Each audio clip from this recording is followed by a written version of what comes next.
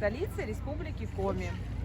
Площадь Республики Коми 416 тысяч квадратных километров. Это Стефановская площадь. Раньше она называлась Красная, а потом называлась Юбилейная. А вообще ее утвердила Екатерина II в 1783 году как площадь, ну, когда план города создавался.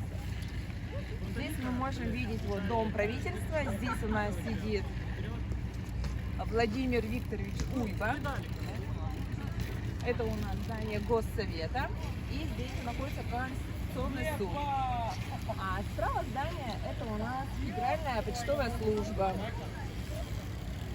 Вот это три основных здания. А сзади у нас вывеска. Чемпионат мира по хоккею с мячом среди мужских команд будет проходить в 2022 году. В прошлом году здесь еще были часики, которые показывали, сколько времени осталось до игры. Но почему-то их сейчас сняли, причину, ну, не знаю. Естественно, на Стефановской площади у нас еще есть, как и на всех площадях, Владимир Владимирович Ленин. Ой, Владимир Ильич Ленин. Вот. А еще немножечко правее здесь у нас глобус, на котором изображена карта Республики Коми и лучшие профессии люди. А дальше мы сейчас пройдем на Кировский парк. Очень красиво. Передо мною Сыктывкар в вечерней тихой мгле. Он здесь возник, как Божий дар на северной земле. Но вот, и снова довелось его увидеть мне.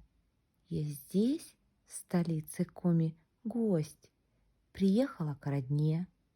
Вокзалы, парки и мосты, театры. Все тут есть. И я столицу навестить себе почту за честь. По улицам и площадям, презрев машины дым, ходила, ноги не щадя, и любовалась им.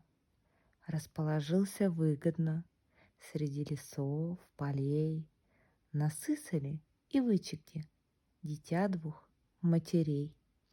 Красив в величии своем и в простоте людей, огни витрин сверкают в нем, и купола церквей.